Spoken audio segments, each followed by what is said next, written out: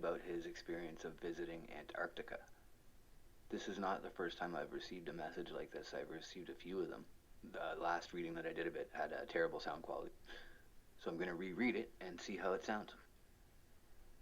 This gentleman is asking for assistance from material scientists in order to validate a sample that he has kept from his travels. I have seen the ice wall, from email redacted to Flatwater Flat Earth. Hello, my name is David, and I am a witness to the ice wall. Since the unaltered facts described below could be used to ascertain my identity, I have changed certain details to protect against that danger. My background is a bit unusual. I graduated summa cum laude with degrees in economics and population studies, and later earned a Juris Doctorate from an Ivy League school. So what does one do with that kind of educational hodgepodge? I worked for a Fortune 500 company where I worked on, and later supervised, a team responsible for finding economically viable means to move product to and through some of the world's most remote and inhospitable locations. Some of the drops, as we called them, required creative solutions. Barriers to entry included everything like unreliable transportation channels and personnel, local warlords and pirates, local corruption and legal issues, adverse weather conditions, hazardous terrain, and basically every obstacle that you can imagine. In 2005, still relatively young, and almost 30, and having a taste for adventure, I applied for work at what was advertised to be a minimum 3-year assignment at an Antarctic research post. The job for which I applied was a human resources type job, and they were keen for someone with experience in the shipping industry. It wasn't a terrific fit for my experience and skill set, but it was close enough that I gave it a shot. I didn't hear anything back for 6 months after applying, and almost forgot about the application when I was contacted by someone who identified themselves as being from the U.S. Department of Defense, and asked if I would be interested in consideration for something else. They told me that the work would still be in Antarctica, and that it would be a better match for my skill set. I was interested, so I sent them a packet of information they requested that was the size of a small phone book and submitted to a single-scope background investigation. I was eventually cleared, contracted, and told that I would be support for a team that is searching for microbes in hard-to-reach places. In 2006, I arrived in Springfield, Virginia for a pre-departure briefing. Entry required going through 4 checkpoints and a half-dozen pat-downs. There was a heavy military presence even inside the building, and I was escorted at all times. I can still remember the smell of the corridor as I walked down it at 07:30 to the briefing room. I entered the room where one other fellow was already seated at a large round table, a man named Mike. Mike was approximately my age. He had a MS in mechanical engineering, and his expertise was in bodysuit temperature regulation. If you needed to send someone into a sub-zero environment without them turning into an icicle, Mike was your guy. Other people started to come in and the seats eventually filled, 15 in all. 14 of us were male, and all of us approximately the same age. 10 of us were military or ex-military. Everyone's background was consistent with what you would expect from a team assembled for the purpose of performing a scientific exploration of Antarctica. I would later get to know all of these people well and consider many of them to be fine individuals. At 0800, everyone had helped themselves to the instant coffee left for us. A middle-aged gentleman, Tom, walked in and introduced himself as our project leader. Tom started by saying he had read each of our files and was so grateful for us taking this assignment. Yada yada. He then started a slideshow presentation. Slide 1 read Project Copernicus, the name of our assignment. The slideshow illustrated some of the early days of the project. We were one of 6 teams working under a task force, ultimately under the authority of the National Geospatial Intelligence Agency. He then asked the questions, why does an Antarctic research mission require its personnel to have top secret clearance? Anyone? And what was probably the first indicator that I was the troublemaker of the group, I answered, it doesn't. Tom darted his eyes at me with a bit of surprise in his expression, as though it was crossing his mind that I already knew what was coming next. But he continued, why would the teams working on such an assignment be compartmentalized? Why would its members be chosen individually instead of corporately? What does Antarctic exploration have to do with the security of the United States? Nobody answered. These questions had all crossed our minds, and we expected to eventually get answers, but we didn't expect to get asked those very questions from the man under whom we would be working. The answer, he said with some pause for drama, is that we're not here to explore the Antarctica that you studied in grade school. More pause for drama. I'm sure he was enjoying it. We're here to explore the real Antarctica.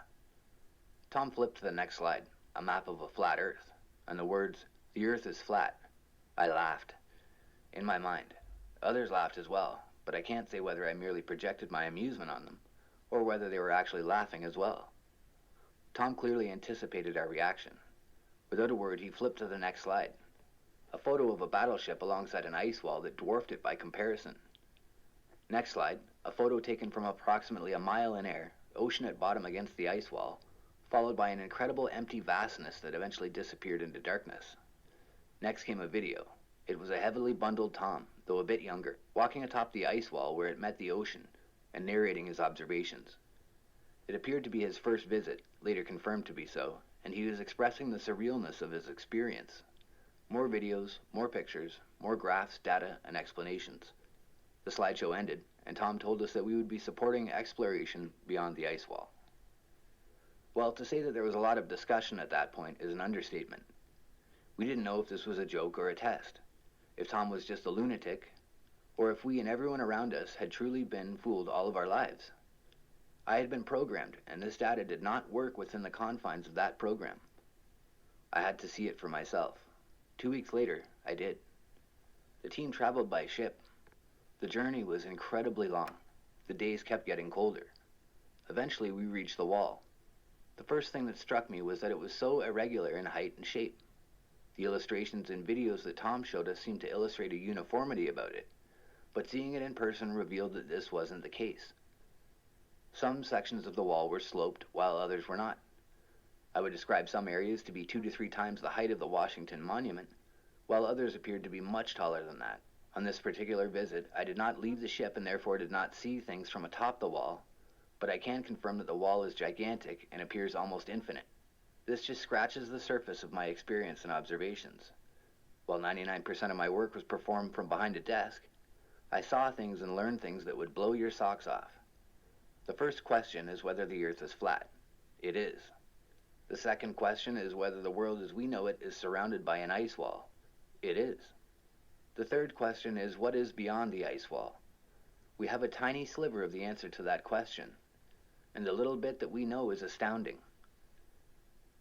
I've kept this to myself long enough. I'm tired of the lies. Mostly, I'm tired of seeing the wrong people prosper because of those lies. I need help.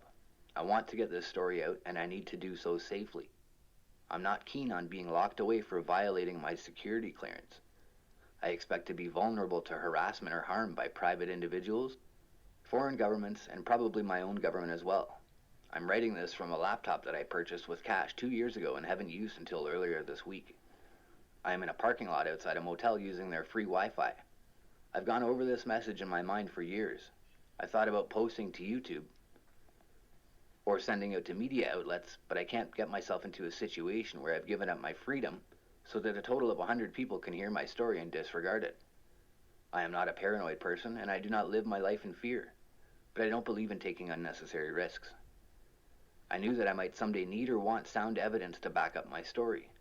Photos can be fake, documents can be forged, witnesses can perjure.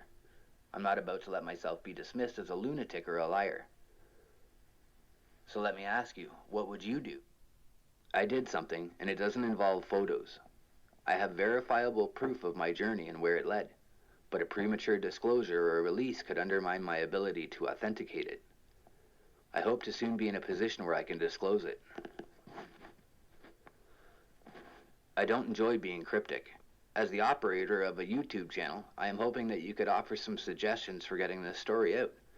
My goal is to use the audience to get attention, but also to find reputable and sympathetic chemists and material scientists with the knowledge and access to technology needed to perform a qualitative analysis of something acquired from beyond the ice wall. Please let me know if you can help. Thank you. David. End of message. So as I said earlier, other people have sent me messages similar to this before. When they did that, I didn't take the opportunity to record what they had sent me and keep it for posterity. So this time when this message came in, I thought that I had better keep a copy of it and share it with you guys. There is what David has sent me. I hope this was interesting to you and informative, if nothing else. Thanks for watching, guys.